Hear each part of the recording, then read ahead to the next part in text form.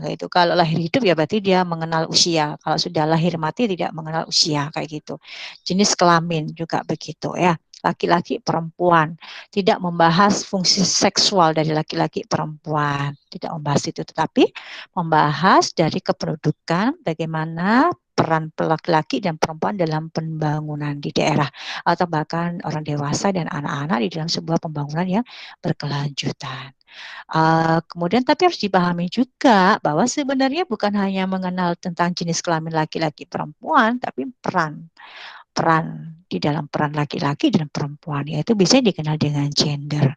Kalau jenis kelamin itu lebih kepada fungsi seksualitasnya laki-laki perempuan beneran, tapi kalau gender itu lebih kepada fungsi peran laki-laki perempuan di dalam lingkungan kemasyarakatan sosial di sekitar dia. Itu namanya gender ya. Jadi harus diperhatikan identifikasinya harus tepat.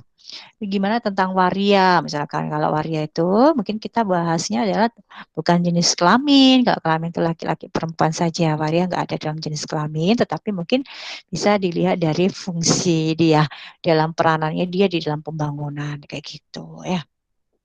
Kayak ya balik lagi kepada fungsi peranan dia itu dari sisi gender ya. Kemudian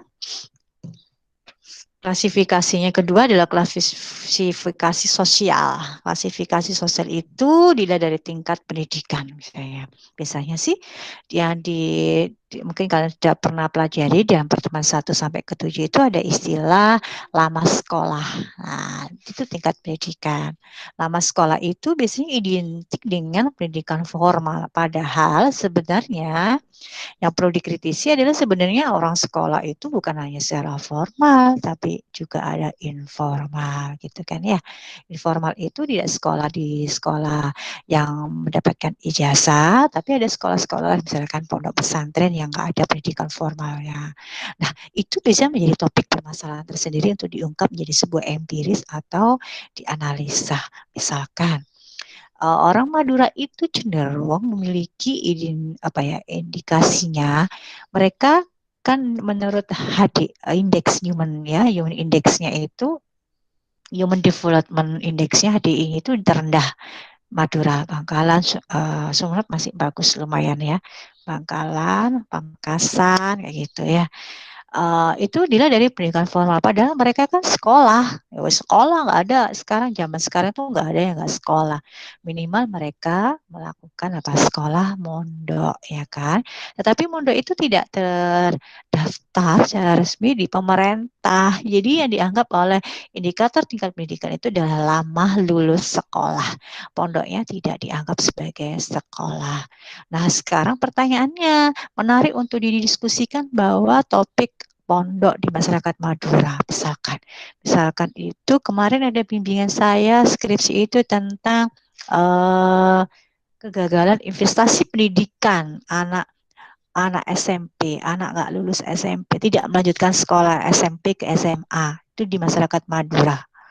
Nah, itu bisa dibahas. Jadi, dalam teori itu, pendidikan itu adalah sebagai investasi. Tetapi orang Madura itu menganggap bahwa investasi itu bukan pendidikan formal, tapi investasi sebenarnya adalah investasi akhirat. Gitu kan ya. Suruh belajar agama, mengaji, mengkaji Al-Quran, kitab-kitab, kayak gitu-gitu. Dia nggak mau sekolah. Padahal secara ekonomi, kalau dihitung, ayo coba. Ayo, lebih mahal mana? Pondok pesantren sama sekolah formal? Ya lebih mahal pondok pesantren, ya kan? Kalau sekolah SMP atau SD bisa gratis SPP-nya atau dekat rumah, bisa nyebrang, bisa naik sepeda ontel, bisa diantar, bisa naik len. Tapi kalau pondok pesantren di sekitar mereka kan jarang. Pondok pesantrennya biasanya jauh dan itu ada biaya hidup, biaya makan, biaya ikut orang, dan biaya-biaya lain, belum lagi nengokinya, belum lagi oleh-olehnya, belum lagi biaya-biaya sosial, biaya kangennya, biaya ini dan sebagainya yang tidak terhitung secara material. Dan itu bisa dihitung dalam secara ekonomi. Nah itu ya, itu tingkat pendidikan contohnya. Status perkawinan juga begitu. Misalkan tentang topik yang perlu dianalisa adalah perceraian dalam masa COVID-19. Itu bisa dipakai. Banyak kan orang-orang bercerai selama lockdown, mereka di rumah ternyata suaminya ketahuan selingkuh, akhirnya cerai. Banyak sekali pasangan suami istri di daerah mana itu kan ada pernah banyak empiris yang mengatakan bahwa sebenarnya suami istri itu nggak pernah ketemu, tapi sekali ketemu kok bertengkar terus akhirnya bercerai. Nah, itu bisa dijadikan pembahasan di ekonomi kependudukan atau bahkan status poligami, perkawinan poligami, perceraian dan sebagainya. Saya pernah punya bimbingan skripsi itu tentang masalah analisa perilaku konsumsi janda. Nah, itu ekonomi kependudukan. Kan hubungannya dengan status perkawinan. Status perkawinan itu ada tiga atau empat ya, saya lupa. Coba nanti dilihat di dalam teorinya. Ada nikah, ya, ada cerai mati, dan cerai hidup. Nah, itu kayak gitu atau belum menikah ada empat, berarti ada empat kategori. Itu bisa diteliti bagaimana perspektif poligami dalam ekonomi, bagaimana perspektif perilaku konsumsi janda. Kemudian kemarin ada juga bimbingan saya itu perilaku konsumsi keluarga satu atap, itu ekonomi kependudukan. Jadi ada orang yang menikah, kemudian memiliki anak, anaknya menikah tapi hidup dalam satu keluarga dengan orang tuanya. Itu kan banyak di Madura juga kan ya. Banyak anak-anak Madura yang muda-muda itu baru semester berapa sudah menikah, ya kan? Kemudian hidupnya ikut orang tuanya. Nah, itu bisa diteliti dari ekonomi kependudukan gitu. Kemudian dari sisi klasifikasi ekonomi ya, biasanya terkait dengan pengeluaran, produktivitas, kemudian pendapatan, kesejahteraan, itu ekonomi. Kemudian ada juga klasifikasi dari sisi geografis, yaitu kota, desa, provinsi, negara. Gitu. Geografis itu tempat domisili gitu ya, perpindahan penduduk, perpindahan mobilitas pekerja dari desa ke kota atau kota di desa atau provinsi, antar provinsi atau antar negara. Itu menjadi topik ekonomi kependudukan juga dari sisi klasifikasi geografis gitu. Ada juga yang melakukan penelitian tentang pekerja komuter. Pekerja komuter itu dari sisi geografis. Kenapa sih orang itu bekerja?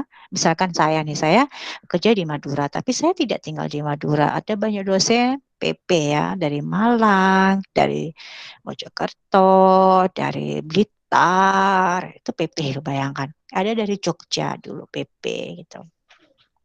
Kenapa sih mereka kok begitu? Nah, itu bisa diteliti ya. Kalau saya pribadi, kalau dulu naik angkot, naik bis atau naik kapal di Pelabuhan Kamal itu, kalau kalian naik kapal nanti coba diamati ya. Penjual tahu, penjual rujak itu kan, penjual rujak buah atau penjual apa gitu ya. Mereka ke pasarnya jualnya kemana? Pasar Kamal, pasar Bangkalan gitu kan. Ngapain jauh-jauh kayak gitu itu. Itu bisa diteliti juga. Itu sebagai tenaga kerja komuter istilahnya kalau di dalam istilah ekonomi kependudukan. Atau saya pernah menemui di situ dokter rumahnya mana, kerjanya di rumah sakit atau puskesmas Kamal.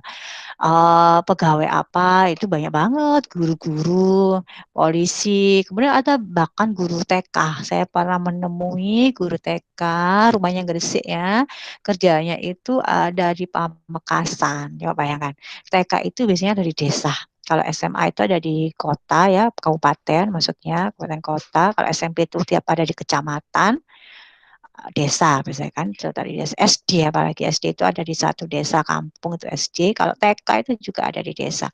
Dia kerja di sebuah TK PNS tapi Pamekasan. Nah, ngajarnya 2 jam, perjalanannya berapa jam. Nah, kayak gitu pesan-pesan itu bisa diteliti dari sisi ekonomi kependudukan. Nanti artikelmu itu ya topik-topik itu gitu ya.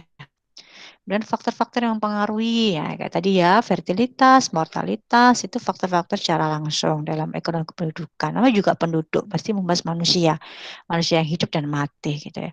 Manusia yang menikah, yang bercerai, manusia yang berpindah-pindah itu secara tidak langsung, dan migrasi itu seringkali tidak mempengaruhi dalam struktur penduduk ya kayak gitu. Jadi kalau migrasi itu biasanya dikaitkan dengan ekonomi, boleh ekonomi kependudukan, boleh dikaitkan dengan ekonomi ketenagakerjaan karena dia itu terkait tidak langsung dengan ekonomi kependudukannya, tapi yang langsung adalah fertilitas dan mortalitas. Bisa boleh loh tentang COVID ini, kematian masa COVID dihubungkan dengan aktivitas ekonomi keluarga, kepala keluarganya meninggal karena COVID dan sebagainya. Itu bisa dipakai untuk penelitian atau ditulis sebagai tugas opini, sorry artikel nanti ya di dalam kuis kalian gitu.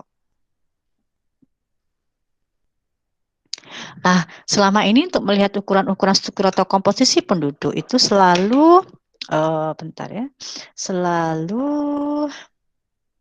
bentar ya, selalu dikaitkan dengan rasio, selalu dikaitkan dengan angka beban ketergantungan dan piramida penduduk gitu ya. Bentar ya, bentar ya.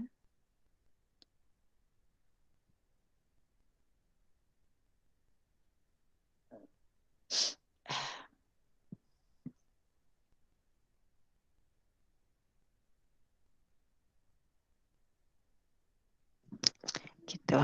Nah, biasanya di dalam penelitian yang banyak atau empiris yang selama ini ada, biasanya ukuran-ukuran itu melihat rasio jenis kelamin, rasio antara jumlah laki-laki dibandingkan jumlah perempuan, rasio angka ketergantungan usia produktif dengan yang tidak produktif, atau yang tadi kepala keluarga menghidupi berapa orang anak, itu angka beban ketergantungan ya.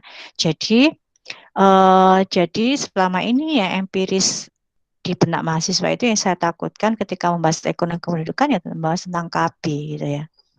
Saya takutkan itu. Ternyata kita itu nggak sesempit itu ya. Selama ini yang saya tahu di kakak-kakak kelas kalian di ekonomi penduduk itu yang dulu, mudah-mudahan sekarang enggak ya. Mereka memiliki pemahaman yang sempit bahwa yang dimaksud dengan ekonomi kependudukan yaitu tentang mengatur jalannya kelahiran kematian atau jumlah penduduk, yaitu tentang melalui proses program KB. Padahal bukan hanya itu, dan KB pun yang dibahas itu adalah tentang misalkan alat kontrasepsi. Padahal KB itu bukan sekedar itu. KB itu sebuah program kebijakan pemerintah keluarga berencana, yaitu mengatur kelahiran, ada tujuannya dan bla bla bla. Kenapa itu diambil? Itu ada tujuannya bla bla bla dan sebagainya. Nah, seringkali yang dibahas itu tentang KB, tentang alat kontrasepsi, tentang alat-alatnya gitu. Padahal kan nggak begitu. Itu salah kaprah berarti ya kan? Gitu ya. Selama ini diukur dalam struktur ukuran kependudukan itu ada 3 ini. Sebenarnya bukan hanya 3 ini. Saya maksud yang saya ingin kenalkan bahwa jangan terlalu sempit ya berpikiran bahwa itu hanya sekedar angka-angka ketergantungan, dihitung para piramida penduduknya, rasio jenis kelaminnya bagaimana dan sebagainya. Ternyata ekonomi kependudukan itu juga pada lingkup-lingkup sosial ke persoalan yang lain di luar itu. Itu yang ingin saya tunjukkan. Misalkan ya, kan jenis kelamin. Ya enggak sih? Beban ketergantungan itu ya usia produktifnya berapa, usia non produktifnya berapa, sampai ada bahasan tentang bonus demografi gitu. Bonus demografi itu sebuah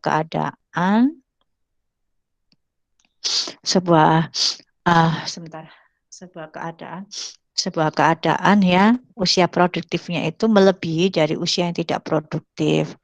Tapi apakah itu bisa menjadi bonus atau kebalikannya menjadi sebuah bencana karena anak produktif itu apakah benar menghasilkan, dalam teorinya kan orang-orang produktif itu menghasilkan produktivitas, ya ini produktivitas itu ya daya saing dan produksi, maka dia membantu ya peningkatan pendapatan sebuah negara, atau kebalikannya anak-anak usia produktif itu sebenarnya tidak produktif atau menjadi beban ketergantungan pada orang tuanya atau yang tidak produktif, kebalikannya yang terjadi gitu.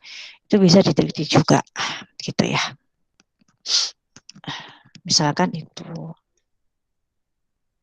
Kemudian ya piramida penduduk ya, atau angka-angka yang diceritakan angka ketergantungan tadi itu anak-anak ABK ya, mohon maaf ya, anak-anak berkebutuhan khusus itu bisa dibahas secara ekonomi sebenarnya. Itu jarang banget yang membahas apakah dia menjadi ketergantungan jika tidak mandiri gitu ya. Bagaimana masa depannya dan sebagainya secara ekonomi. Itu ekonomi kependudukan banget gitu. Tapi jarang dibahas topik-topik seperti itu. Ini piramida penduduk, piramida persebaran itu tentang migrasi ya.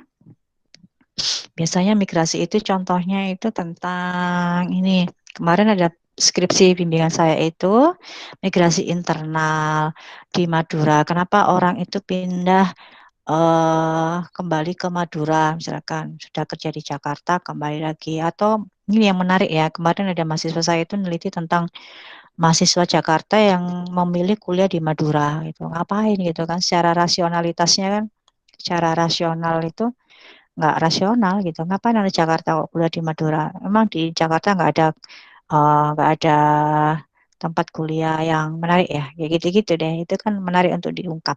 Kenapa sih? Gitu. Kenapa orang kota kok balik lagi ke desa? Padahal secara teoritis orang melakukan pindah atau memutuskan pindah untuk tinggal baik itu sementara atau selamanya, domisilinya ya, menetap atau tidak menetap.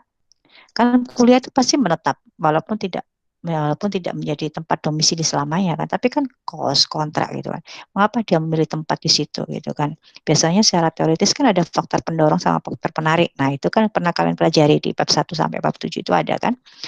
Nah, itu kenapa dia pindah atau melakukan migrasinya ke daerah Madura, Bangkalan, atau Kamal bahkan ya, yang jauh dari kota dan sebagai orang anak Jakarta kok kayak gitu-gitu itu menarik untuk diteliti.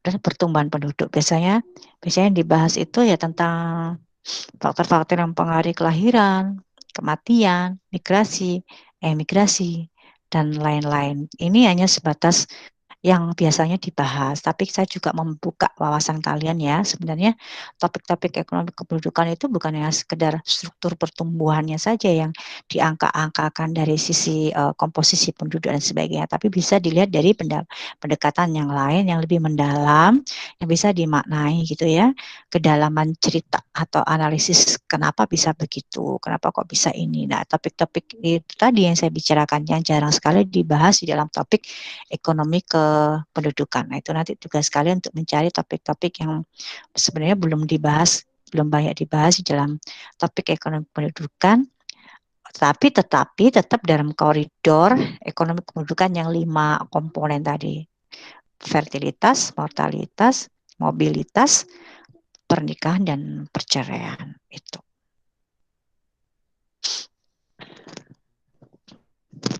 Kemudian izinkan saya untuk menampilkan artikel saya, contoh ya, ini hanya contoh. Saya membahas tentang poligami dalam perspektif ekonomi. Ini apakah ekonomi kependudukan, Bu? Ya iyalah, asalkan dari sudut pandang ekonomi ya, bukan dalam sudut pandang syar'i atau agama atau yang lain.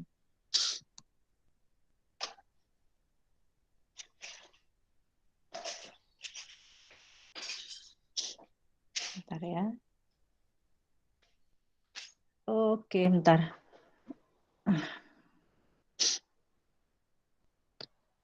Apa sudah muncul tulisannya? Sudah, Bu. Sudah, Bu. Ya, oke. Ini saya mencoba untuk menuliskan artikel. Sebenarnya tulisan ini sudah pernah saya tuliskan di web. Kebetulan saya adalah seorang penulis kontributor tetap di sebuah web. Kalau kalian suka nulis itu buka jadi blogger ya. Kalau saya dulu punya blog tapi nggak keurus, akhirnya saya ikut orang. Dan alhamdulillah ya saya sudah ini menjadi kontributor tetap. Sekarang sih nggak lagi jenuh menulis di situ ya. Banyak tulisan saya, nanti coba dilihat aja, dibuka aja di webrumahmediagroup.com. Itu tulisan-tulisan saya banyak di situ. Saya tuh digaji di sana $1 $1 ya. Lumayan kan ya, $1 $1 10.000. Pamflet wisuda itu yang SPD belum. Sekarang Mas Oni. Iya. Tolong di mute dulu ya, di mute dulu. Ya, kuliah, ini dah kimi. Halo, lagi kuliah, tidak boleh di jalan ya? Lagi ngurusin wisuda ya? Di mute dulu ya. Ya silakan, itu masing-masing orang punya ininya sendiri-sendiri. Tapi kalau saya pribadi, saya bilang dari awal ya, kalau kita niatnya adalah untuk ibadah, berarti harus dikerjakan dengan serius.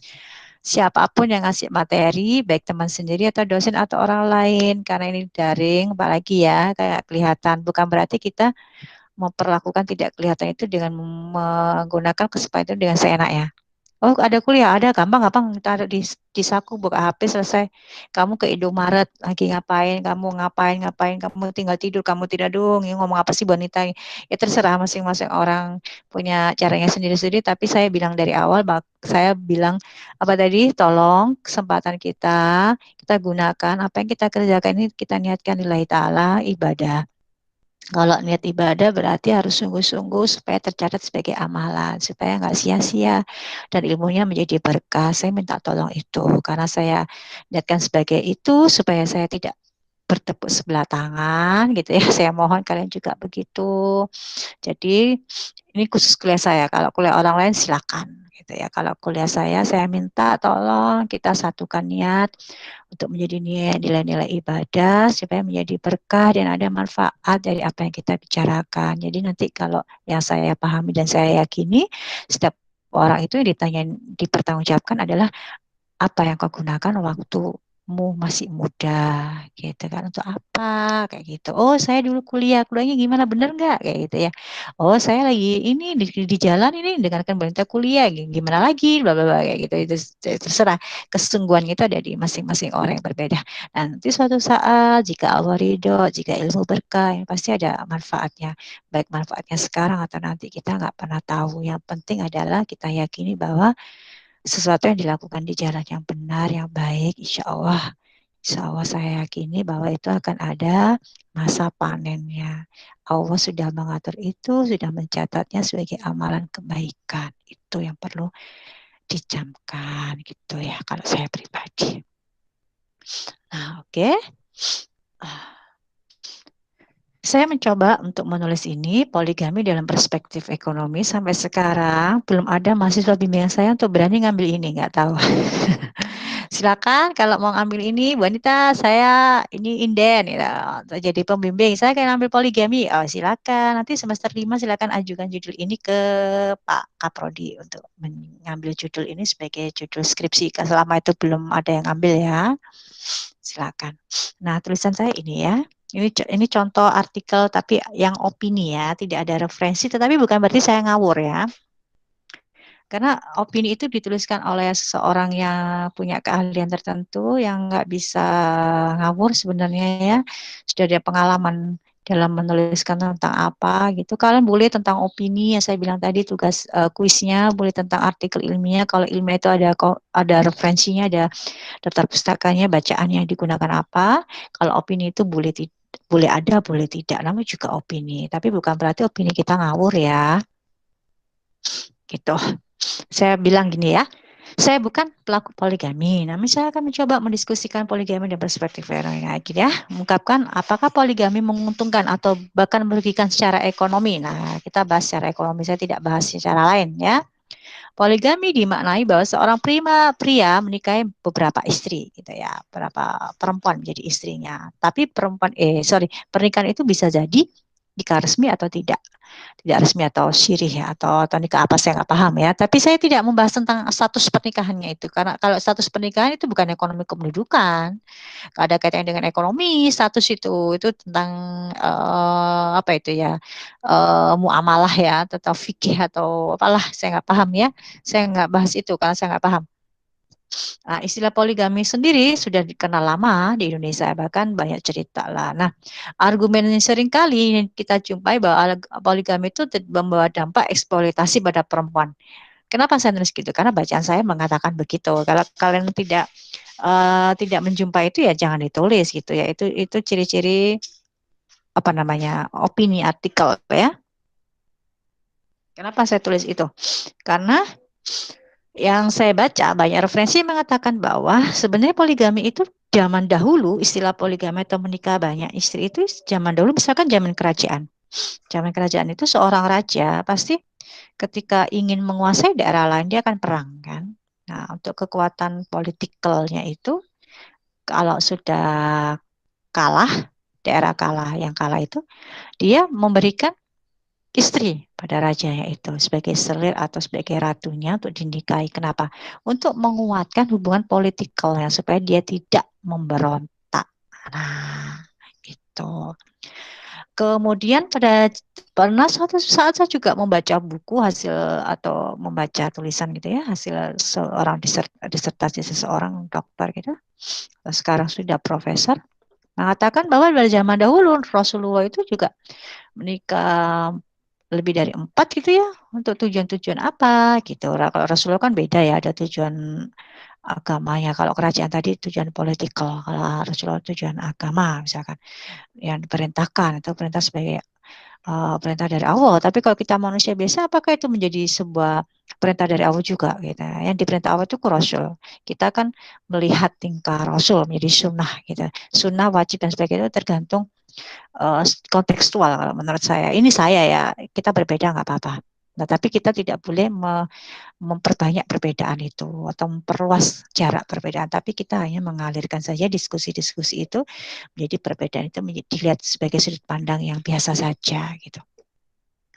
Jadi pada zaman dulu, ini saya cerita menurut hasil disertasi itu, menurut kontekstual atau kalau di dalam penelitian itu menurut pendekatan hermeneutics. Nanti kalau kalian belajar medpen, ada pendekatan hermeneutics atau kontekstualnya pada saat dahulu kala, gitu, pada zaman jahiliyah. Zaman jahiliyah itu kata orang zaman bodoh. Sebenarnya tidak zaman bodoh, tapi zaman jahiliyah itu adalah zaman ketika tidak ada aturan yang jelas, tidak ada aturan yang benar. Itu berarti orang itu sakar dewi, nggak ada yang mengatur. Nah, baru lahirlah utusannya Allah Muhammad dan Al-Quran itu sebagai panduan terakhir kalau di menurut keyakinan Islam. Kalau keyakinan yang lain ya silakan. Yang saya pahami karena saya Muslim, saya beragama Islam, maka saya meyakini bahwa Al-Quran itu adalah panduan terakhir dan Rasulullah-nya itu adalah Nabi yang terakhir, utusannya terakhir untuk menyampaikan kebenaran. Nah, Al-Quran itu menjadi panduan bagi orang-orang di zaman jahiliyah, itu maksudnya itu. Nah, pada saat zaman jahiliyah pernikahan itu terjadi banyak atau poligami itu banyak, tidak ada yang mengatur. Jadi di situ terjadi perbudakan perempuan atau dikenal dengan eksploitasi bahasa kerennya atau perdagangan manusia kalau zaman sekarang. Jangan-jangan kalau itu dibahas secara kontekstual, perempuan-perempuan yang dinikahi laki-laki itu hanya sebatas eksploitasi, baik eksploitasi seksual karena di dalam otak laki-laki itu persentase besarnya adalah untuk hubungan seksual saja atau eksploitasi ekonomi atau bahkan eksploitasi perbudakan atau perdagangan manusia, hak asasi ya, eksploitasi hak asasi.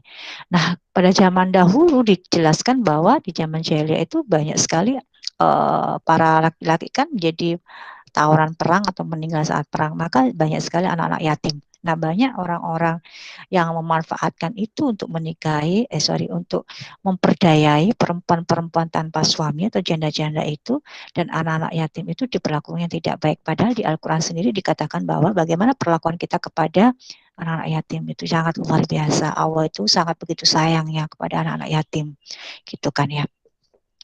Nah, dari situ maka muncullah perintah atau tapi ada juga yang menyebutkan itu bukan sebagai anjuran atau bukan sebagai perintah, tapi itu sebagai petunjuk saja bahwa bagi siapa saja yang ingin, nah kayak gitu kan ada syaratnya. Tidak semua orang bisa melakukan eksploitasi. Eksploitasi itu bisa diartikan negatif, bisa juga diartikan sebagai yang usaha yang positif. Tapi sekali lagi dikembalikan dalam konteksnya seperti apa. Nah, konteks yang saya ambil ini adalah eksploitasi itu adalah sebagai eksploitasi yang terpaksa.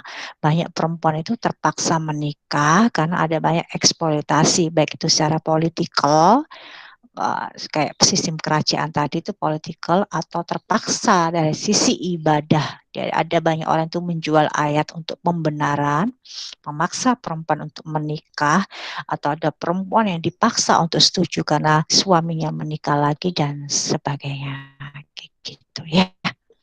Kemudian perempuan memiliki hak untuk memiliki siapa laki-laki yang diinginkan untuk suaminya. Nah, kalau dia dipaksa untuk menikah itu berarti sudah eksploitasi hak asasi manusia atau kebalikannya ada. Tapi ada kebalikannya, perempuan itu dengan sukarela dinikahi dengan banyak istri gitu ya, nggak apa-apa aku dinikahi, ya kayak gitu-gitu deh. Nah, di dalam penulis artikel itu yang perlu kita pelajari adalah bahwa kita sebagai penulis harus netral, tidak boleh cenderung memojokkan seseorang yang menjadi istri kedua, istri ketiga, atau bahkan sekarang ada istilah pelakor ya, untuk mendalit ya kayak gitu ya. Saya pelakor, pelakor itu jahat banget, kayak sekarang jahat banget, tapi saya nggak paham betul ya tentang itu, dan saya tidak membahas itu. Tetapi yang perlu kita pahami bahwa ketika kita menuliskan sebuah artikel, baik kita menuliskan dari sisi opini kita sebagai penulis atau dari ilmiah kita yang kita pahami, kita harus menjadi fair. Kita harus menyuguhkan keduanya, sisi positif dan negatifnya apa. Itu menjadi poin penting sehingga kita tidak menjadi seseorang yang menjadi benar sendiri dari sudut pandang kita. Itu nggak boleh. Kita memaksa orang lain paham dengan sepahaman kita. Itu nggak bisa diterima gitu sudut pandangnya, karena kita adalah berbeda. Jadi kita tidak boleh memaksakan tulisan kita agar dimengerti orang ini benar, dan karena tidak ada kebenaran yang mutlak dan abadi. Itu aja ya. Kemudian masing-masing keputusan perempuan ini tergantung pada rasionalitas keputusan sangat terbatas. Nah, rasionalitas keputusan itu dibahas di dalam ekonomi. Kalau kalian sudah dapat ekonomi mikro, banyak sekali rasionalitas keputusan, gitu ya. Bagaimana seseorang itu membuat keputusan, dan masing-masing keputusan itu sangat bounded rationality, artinya sangat terbatas di dalam miliknya sendiri. Jadi karena dia terbatas, maka rasionalitas si A dan si B, si C dan sebagainya, manusia di dunia ini nggak ada yang sama. Jadi kita tidak boleh memaksakan orang lain untuk memahami rasionalitas yang kita miliki, dan kita tidak boleh menyalahkan rasionalitas orang lain yang dia miliki. Misalkan, kenapa sih kamu mau membuat keputusan menikah lagi padahal dia sudah beristri? Kenapa sih dia mau dinikahi? Kenapa? Nah, itu masing-masing rasionalitas orang itu berbeda-beda, dan kita tidak boleh memaksakan di masing-masing rasionalitas itu. Gitu. Kemudian apalagi di tulisan kita harus fair ya. Saya tuliskan lagi bahwa di beberapa studi ditemukan bahwa poligami itu bisa sebagai substitusi atau komplementer. Nah, itu kalian bisa pahami di ekonomi. Ada istilah komplementer dan substitusi gitu ya. Jika si istri itu berperan substitusi atau pengganti, maka dimaknai bahwa keluarga poligami menganggap istri-istrinya berperan sebagai pengganti atas peran istri lainnya. Kayak gitu. Istri yang satu digantikan perannya istri yang lainnya, itu namanya substitusi. Tapi kalau komplementer itu saling melengkapi antar istri, itu saling melengkapi gitu ya. Asumsi ekonominya. Nah, biasanya kita kalau menulis atau kita kalau belajar ekonomi itu selalu pakai kata asumsi. Asumsi itu apa? Asumsi itu adalah anggapan, keterbatasan kita. Asumsi itu biasanya pakai kata jika, maka ini begini. Jika ini begini, maka jika ini begini. Kalau kalian itu belajar ekonomi tentang permintaan barang, jika asumsinya adalah jumlah barang naik, maka harga akan turun. Nah, kayak gitu-gitu itu hukum ekonomi yang menggunakan asumsi. Sama ketika tulisan ini saya pakai ada asumsi ekonominya, yaitu pakai asumsi bahwa ada maksimalisasi keuntungan, bahwa suami memiliki lebih dari satu istri dan anak itu diumpamakan itu kan jika sebagai bentuk investasi dan asuransi. Jadi dia menganggap kalau aku nanti tua, istriku banyak, aku bisa hidup dirawat dengan banyak orang atau anak. Jadi dia nggak mikir nanti aku sengsara hidup sendirian dan sebagainya. Itu investasi dalam bentuk yang lain. Atau ada asuransi jaminan kesejahteraan. Ada orang beranggapan bahwa banyak anak banyak rezeki. Ada orang beranggapan bahwa doa istri itu doa yang manjur. Kalau istrinya satu, doanya satu. Kalau istrinya banyak, doanya banyak. Gitu ya. Apakah anggapan itu benar atau salah itu tergantung masing-masing, karena masing-masing punya rasionalitas keputusan yang sangat terbatas. Saya bilang sangat terbatas, karena sangat terbatas berarti kita tidak boleh menyamakan atau menyalahkan rasionalitas yang dimiliki oleh orang lain. Udah biarkan saja gitu. Kita masing-masing punya rasionalitas. Apa yang kita ketahui sangat terbatas, apa orang lain ketahui sangat terbatas. Kebenaran yang kita yakini pun sangat terbatas bagaimanapun, dan kebenaran yang diyakini oleh orang lain itu sangat terbatas. Jadi kita sangat terbatas. Karena sangat terbatas ya, jangan memikirkan yang kompleks gitu. Jangan memikirkan hal yang kompleks karena sangat terbatas. Nggak cukup waktu untuk berpikir sampai sana. Nggak cukup sangat rumit untuk menyelesaikan persoalan-persoalan yang dibuat rumit sendiri karena sebenarnya kita terbatas. Mengapa kita membuat rumit itu, ya kan? Asumsi ekonominya itu dapat dimaknai bahwa banyak anak akan lebih terjamin pendapatan dan konsumsi keluarga. Tetapi di sisi lain, nah itu kan perbandingan fairnya ya. Tapi di sisi lain, poligami itu menghasilkan tata nilai sosial yang tidak efisien. Sebenarnya kalau poligami itu secara teoritis ada tata nilai sosial yang tidak efisien. Yang diakibatkan oleh apa? Diakibatkan oleh distribusi pendapatnya yang timpang. Gitu. Karena kesulitan si suami mengatur distribusi keadilan. Karena si A, misalkan si istrinya si A melahirkan 2 orang anak yang gede-gede. Sudah gede kan istri pertama. Si kedua dia kecil-kecil. Nah, bagaimana dia menjaga distribusi itu supaya adil? Adil itu di mata istri, di masa manusia itu sangat tidak rasional. Masing-masing berbeda. Sisi adilnya bagaimana gitu kan. Nah, itu. Kemudian suami berperan apakah membiarkan distorsi itu terjadi atau tidak. Itu. Pada kondisi dibutuhkan kontrak kesepakatan. Nah, adanya distribusi hak dan kewajiban yang sepadan antara istri. Itu juga susah ngukurnya. Gitu. Istri muda, istri tua, bagaimana dia berkontribusi ekonomi pada keluarga itu. Bagaimana si suami itu berkontribusi pendapatan atau distribusi kekayaan atau kesejahteraan di keluarga A dan B. Nilai kesejahteraannya apakah sama? Ya nggak bisa sama. Nggak bisa diukur di dunia ini yang equal, nggak bisa sama. Nggak ada yang sama. Pasti berbeda. Itu. Nah, kemudian distribusi hak dan kewajiban atau bahkan kontrak pernikahan. Nah, gitu ya. Kalau menikah dengan satu perempuan itu adalah kesepakatan. Begitu juga dengan menikah dengan banyak orang atau istri ya, ada kesepakatannya. Bagaimana dia nanti, bagaimana ininya nanti, bagaimana tinggalnya nanti, bagaimana keuangannya nanti dan sebagainya, itu kesepakatan. Kalau disepakati ya oke-oke saja. Itu namanya ridho atau ikhlas atau ya disepakati, silakan menjalankan kesepakatan itu. Kalau tidak ya akan runyam, akan pasti ketemu masalah nggak adil terus karena tidak ada kesepakatan, dan adil itu kesepakatannya susah karena masing-masing orang memiliki distribusi pendapatannya. Aku cukup sekian, dia nggak cukup segitu. Aku cukup sekian, dia nggak cukup segitu. Begitu seterusnya kayak gitu. Nah, sekarang saya pribadi justru poligami itu akan menjadi beban biaya sosial jika tidak diimbangi dengan nilai manfaat bagi pelaku poligami. Jadi kalau nggak ada manfaatnya jangan dilakukan karena akan menjadi biaya.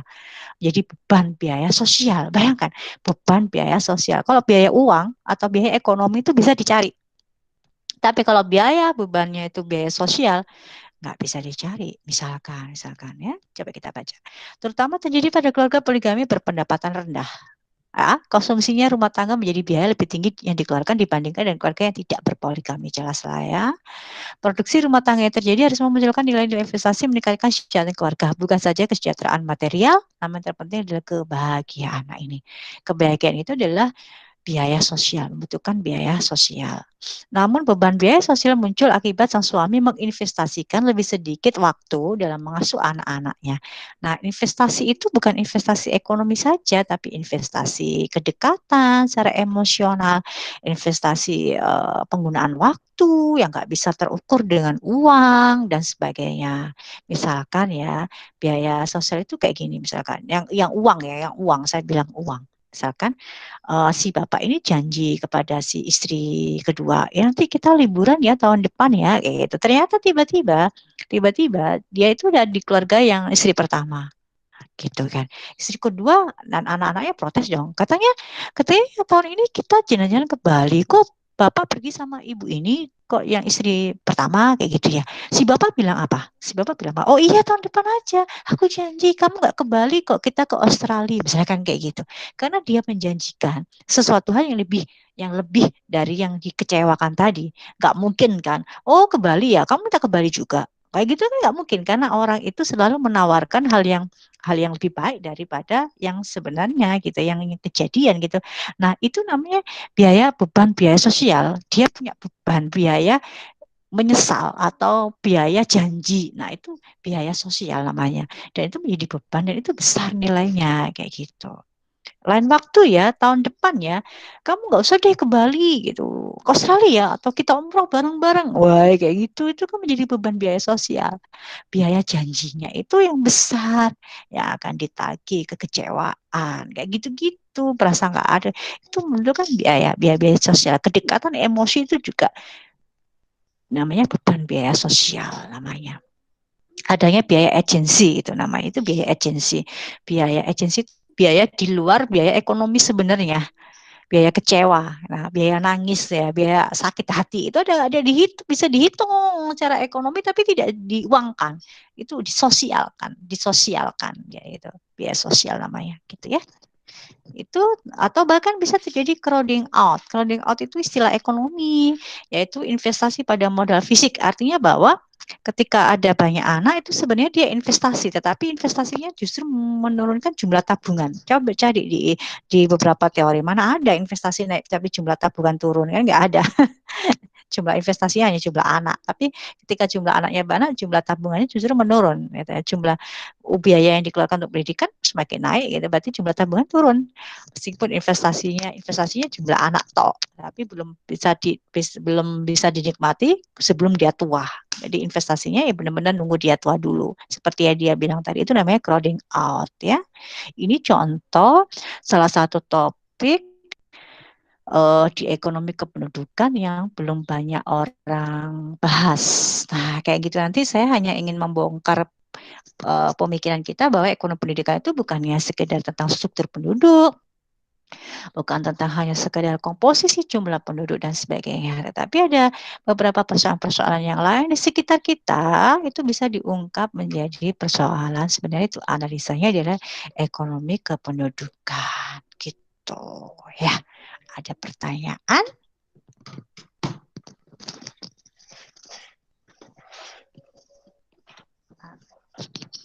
Kalau ada yang ingin didiskusikan, silakan.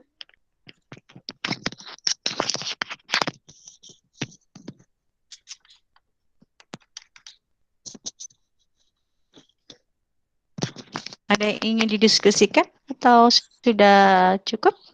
Bu, saya Ada ingin pertanyaan? bertanya, Bu. Ya, silakan. Bu, saya ingin bertanya perihal tadi, Bu, kalau yang katanya ada guru TK yang bukan orang Pamekasan, tetapi ngajarnya di Pamekasan. Ya.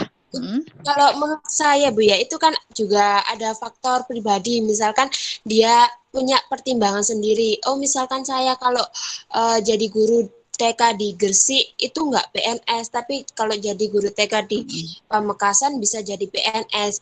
Nah, itu kan perbandingan pribadi, Bu. Lalu mengukurnya di sisi ekonominya itu yang seperti apa ya, Bu? Ya. Nah, ini yang saya bilang, kita selalu terjebak pada ukuran-ukuran ekonomi yang bisa terukur. Padahal banyak persoalan itu tidak bisa diukur. Seperti mengukur minat. Nah, itu kan nggak bisa diukur. Mengapa? Memaknai gitu. Makna bekerja bagi guru TK gitu. Itu guru TK. Kemudian guru SD. SD-nya itu SD itu kan di pedesaan. Jadi nanti kalau dulu saya itu ketemu di Perak misalkan ya, Perak hujan gitu ya. Dia telepon temennya yang ada di sana. Hujan nggak di sana? Oh, hujan. Ya sudah aku pulang lagi, ngapain? Biasanya hujan itu anak Madura nggak sekolah. Kayak gitu-gitu deh. Itu diteliti, itu menarik ya. Jadi yang saya ingin bongkar adalah pemikiran kita itu semuanya nggak bisa hanya diukur loh. Ada banyak persoalan itu, ada hal yang tidak hanya sebatas diukur, ada hal yang nggak bisa diukur, tapi lebih mendalam dibahas atau diungkap gitu. Bukan diukur. Kalau diukur ya nggak bisa karena itu hubungannya dengan niat, hubungannya dengan rasionalitas tadi, keterbatasan rasionalitas, bounded rasionalitas minat dia mengapa menjadi guru TK yang hanya 2 jam, perjalanannya bisa 4 sampai 5 jam, 2 jam sampai sana, kemudian pulang. Begitu seterusnya tiap hari TK itu Senin sampai Sabtu loh, bayangkan. Gitu kan. Sama juga dengan dosen. Ada dulu penelitian S2 itu Mbak Indi itu kalau kalian tahu S2 itu dia ambil makna bekerja bagi tenaga kerja kontrak di UTM. Mengapa sih orang kok bekerja kok mau jadi tenaga kontrak gitu kan, bayarannya berapa? Pekerja kontrak itu dikit loh. Lebih banyak pekerja pabrik bayarannya gitu. Kalau kalian tanya-tanya gitu, upah mereka lebih sedikit gajinya daripada pekerja pabrik gitu ya, karena memang kalau secara terukur ya nggak bisa diukur itu gak hubungannya, karena ekonomi yang kalian pahami itu terukur, itu yang ya saya bongkar, ternyata di dalam ekonomi itu banyak hal yang nggak terukur, ada persoalan-persoalan sosial yang melekat di persoalan-persoalan ekonomi gitu ya. Pasti semua orang butuh makan, tapi orang itu ketika butuh makan juga butuh identitas. Nah kayak gitu, orang itu butuh identitas, itu kan sosial, hubungannya dengan nilai-nilai sosial. Nanti ada ekonomi kelembagaan. Nah, kalian akan pelajari itu. Suatu saat mungkin ada di kelas berapa, semester berapa saya nggak hafal, ada ekonomi kelembagaan. Itu membahas tentang, kalau di pemikiran ekonomi nanti pasti dia nggak tahu di semester berapa ya, ada beberapa tokoh pemikiran ekonomi. Jadi ekonomi itu bukan hanya sekedar mengukur pendapatan, mengukur kesejahteraan, kemiskinan. Kayak tadi kamu pertanyaan itu. Bagaimana bisa mengukur, Bu? Ya nggak harus diukur. Kenapa harus diukur? Pertanyaannya kan gitu. Kita nggak bisa memaksakan sesuatu diukur. Kalau nggak bisa diukur ya dipahami, dimaknai secara ekonomi gitu. Aktivitas-aktivitas kayak tadi saya bilang ada biaya beban sosial, beban agensi. Nah poligami itu kan nggak ekonomi banget gitu. Kenapa bisa dibahas di ekonomi kependudukan? Nah kayak gitu ya. Itu Mbak Sylvia ya. Jadi lebih kayak kalau nggak bisa diukur itu diungkapkan gitu tak Bu Kak? Nah itu namanya pendekatan kualitatif. Nanti dapat MedPen di semester 5. Baik Bu, terima kasih. Ya, sama-sama. Jadi semester 1 dan 2 itu kan banyak mengukur. Makanya di ekonomi pendidikan tadi saya bilang, selama ini kan dibahas itu struktur ekonomi, struktur komposisi penduduk, rasio, ngitung komposisi dan sebagainya. Ternyata sebenarnya persoalan-persoalan itu ada banyak hal yang nggak bisa diukur. Gitu kayak tadi, persoalan poligami, biaya agensi, biaya kedekatan sosial, atau biaya investasi pendidikan yang orang Madura tadi gitu. Kenapa sih dia kok anaknya disuruh mondok gak disuruh sekolah, padahal sekolah itu gratis biayanya. Kenapa kok mondok itu kan lebih mahal? Itu bisa diukurnya tapi tidak secara ekonomi, angka-angka gitu kan, kamu bilang kan angka-angka itu diukur. Sebenarnya ukuran itu bukan hanya ukuran ekonomi, itu bukan hanya ukuran angka-angka. Kebahagiaan itu bisa diukur, tapi tidak bisa diukur dengan angka. Kalau hanya angka itu, semua orang, aku bahagia ketika angka 8. Ada orang bilang, oh aku 10, oh aku 5. Itu nggak bisa jadikan asumsi acuan. Tapi kalau aku bahagia itu, ketemu dia senyum, ketemu dia sehat, itu aku bahagia banget. Ya. Tapi orang lain, hi najis, kayak gitu. Itu kan rasionalitas tadi, ada asumsi, ada rasionalitas terbatas. Gitu. Ya, ada lagi yang ingin didiskusikan? Bu, izin bertanya. Sebenarnya gini, bukan di Madura sendiri. Kebetulan saya kan juga dari Madura, jadi kebanyakan itu orang Maduranya sendiri tuh lebih memilih untuk pindah ke kota-kota besar dalam mencari pekerjaan. Sedangkan kenyataannya di Madura sendiri malah orang-orang Jawa misalnya itu lebih banyak memilih ke Madura dan mencari mata pencarian di Madura gitu. Sebenarnya faktor yang mempengaruhinya itu dari apa gitu ya, Bu? Ya itu tadi, kita terbatas, sekalian itu masih terbatas mencari faktor-faktor atau variabel-variabel yang mempengaruhi sehingga bisa terukur. Padahal enggak. Ada hal lain. Kedekatan emosional. Ini kemarin ada mahasiswa yang meneliti tentang migrasi internal di sekitar kampus di daerah Kamal. Kenapa?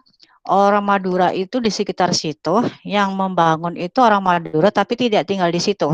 Tetapi justru orang-orang yang jualan, yang kecil-kecil itu, mereka rela meninggalkan daerah asalnya untuk tinggal di situ. Itu kan kebalik. Orang-orang yang berpenghasilan besar, yang pondok kontrak rumah kontrak atau kos-kosan yang gede-gede itu orang Madura. Oh ya, ada banyak orang Madura membuka kos-kosan, tapi tidak tinggal di situ. Dia tinggal di Jakarta, tinggal ini gitu kan ya. Tetapi orang-orang yang justru itu kan tidak berkontribusi secara langsung pada perekonomian Madura. Tapi kalau orang yang kecil, yang usaha mikro, jualan warung dan sebagainya, itu orang mana? Orang Kamal. Oh iya, ada orang Kamal, tapi kecil jumlahnya. Tapi ternyata banyak orang pendatang yang jualan soto, yang jualan ini, jualan itu, atau bahkan menikah dengan orang Madura, tinggal di situ, pindah dan sebagainya, karena ada kampus kan, mereka jualan di situ dan sebagainya, gitu kan ya. Nah, itu atau bahkan kuliah. Kemarin ada mahasiswa saya itu penelitian tentang skripsi itu ya, kenapa anak Jakarta itu memilih kuliah di Madura? Ayo. Kalau kita mau survei nih satu kelas ini, anak Jakarta ada berapa? Anak Banyuwangi ada berapa? Anak Lamongan ada berapa? Anak Gresik ada berapa? Anak Sidoarjo ada berapa? Anak Surabaya ada berapa? Sekarang pertanyaan terakhir, anak Bangkalan ada berapa? Atau bahkan anak Kamal ada berapa? Ada nggak? Coba satu kelas ini anak Kamal ada nggak? Ayo ngaku. Nah, gitu kan. Berarti kita tuh menguasai daerah Madura. Preman dong. Enggak ya. Nah, kayak gitu. Artinya apa? Ada beberapa keputusan lain yang mempengaruhi dia berpikir rasionalitasnya. Jadi kita tidak mencari mengapa, faktor apa, variabel apa yang mempengaruhi. Oh, tidak itu. Kita memaknainya, memahaminya lebih dalam. Mengapa kamu mau sekolah di UTM? Hai anak Jakarta, gitu kan. Lu gue kan. Terus sampai itu dia neliti tentang itu. Kenapa? Karena bahkan tentang sampai pada adaptasi lingkungan sosialnya, sosial ekonominya ya. Kenapa? Gitu. Bagaimana caranya dia beradaptasi? Yang biasanya dia menemukan kafe di Madura, di Jakarta gitu. Menemukan kafe di Madura dalam bentuk warkop, itu kan beda. Menemukan taksi di Jakarta, menemukan taksi dalam bentuk angkot di Madura atau Angdes, itu kan beda, ya kan, ayo. Kemudian di Jakarta jam 9 malam masih rame, masih ekonomi masih jalan, transaksionalnya di sekitar kampus jam 9, jam 10 tutup. Kalau nggak gitu dibegal orang, kayak gitu. Itu kan butuh adaptasi yang disebabkan oleh transaksi ekonomi yang tidak terlihat, kayak gitu. Itu menarik banget. Nah, kemudian yang internal migrasi internal Kamal tadi dia sampai pada diaspora budaya. Bagaimana sih, apakah betul penduduk Madura itu bisa mempengaruhi orang-orang pendatang? Nah, kalau saya pribadi, saya sudah 12 tahun kerja di Madura, nggak bisa bahasa Madura. Itu ternyata mereka nggak bisa mempengaruhi kita dari sisi bahasa, dari sisi kebudayaan dan sebagainya. Apakah itu bisa membentuk kita menjadi identitas baru? Nah, itu ekonomi pendudukan. Ternyata enggak, anak Jakarta tentang tetap lo gue nggak bisa been, nggak bisa engkok gitu. Saya juga nggak bisa bagaimana mentranslate bahasa Madura, ngerti tapi kan nggak tahu maksudnya apa dan sebagainya. Nah, ternyata orang Madura itu sangat kuat di dalam budaya sehingga tidak bisa melakukan adaptasi terhadap bisa tidak bisa membentuk orang lain menjadi seperti dia, dan dia juga menularkannya tidak secara adaptif ya, artinya tidak sekeras itu gitu. Itu pasti kan banyak berlalu lalang aja orang-orang, anak-anak Madura ternyata. Coba kalau kalian di kelas gitu, misalkan dulu pada saat ketemu ada anak Madura bilang bahasa Madura apa isi satu kelas, gitu kan, artinya kan mereka tetap kalah kan di negerinya sendiri gitu kan, maksudnya ya itu kan. Nah, kayak gitu. Pakai bahasa Indonesia dong. Kayak gitu-gitu. Itu dimarahi. Padahal itu tanyanya siapa? Tanya dia kan. Harusnya dia kalau dia punya kekuasaan, enaknya ini daerah gue gitu kan. Misalnya ini daerah apa? Engkau apa ben? Enggak paham saya. Saya sih enggak paham 12 tahun ke sana. Kayak gitu. Itu artinya apa? Adaptasi yang disebabkan oleh lingkungan sekitar tidak membentuk sebuah budaya baru. Orang Madura itu sangat kuat, sangat kental gitu. Kita aja nggak bisa masuk ke masalah budaya mereka, dan budaya dia tidak bisa adaptif kita terima sebegitu mudahnya, gitu ya, iya kan, gitu kan. Nah, ya ada lagi yang ingin didiskusikan?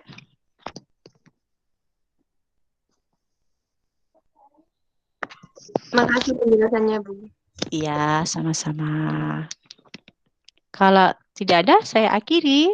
Dan silakan kalian nanti silakan di grup itu atau di grup mana lah terserah, membentuk sebuah kesepakatan kelompok-kelompok tadi. Jadi minggu depan silakan kelompok 1 ya, share PPT di grup. Karena saya nguji, maka kita hanya nanti insya Allah saya tulis kalau jadi ya, insya Allah jadwalnya kalau jadi itu saya share di grup aja nanti ya. Saya beritahukan bahwa kalau jadi tanggal 3 Desember itu saya ada jadwal nguji jam 9.30 sampai jam 12 itu saya nggak bisa, tapi tetap kita ngisi berita acara online dan share PPT di grup. Jadi share PPT-nya tetap ada di grup, silakan kelompok 1 sampai kelompok 5 share PPT-nya di grup biar semua orang bisa belajar. Tinggal caranya, silakan kalau kalian nanti Bu, kelompok kita mau buat Gmeet ya, silakan kelompok itu bertanggung jawab membuat link. Atau Bu, kita nggak usah lewat Gmeet ya, lewat WA grup aja ya, silakan terserah. Silakan masing-masing kelompok membuat keputusannya enaknya gimana. Saya hanya memfasilitasi gitu. Saya hanya memfasilitasi untuk diskusi mengenai materi apa yang disampaikan, mengkomentari apa yang disampaikan, dan memberikan diskusi tentang kuis yang kita dikumpulkan saat ujian UAS nanti gitu ya.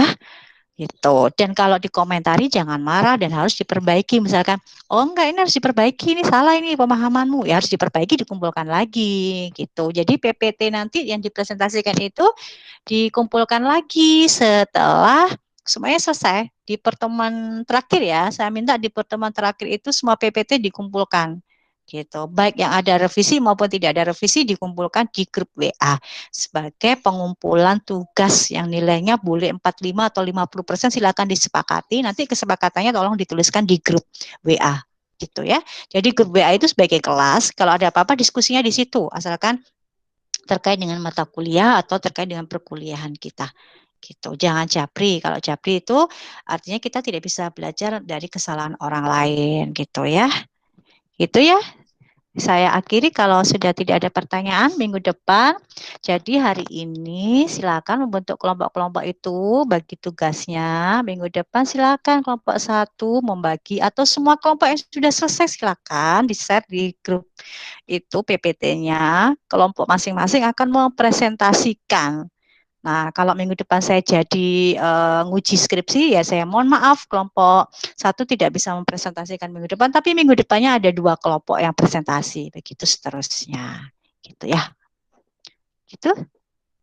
Gitu ya, Komting ya. Nanti tolong Komting mencatat dan ditulis di-share di grup WA kita sebagai apa-apa yang sudah disepakati hari ini sebagai acuan pedoman selama perkuliahan pra-UAS. Terima kasih. Assalamualaikum warahmatullahi wabarakatuh. Saya izin live. Mohon dimaafkan jika ada kesalahan. Ya, saya izin live. Ya. Ya, Ibu, terima kasih.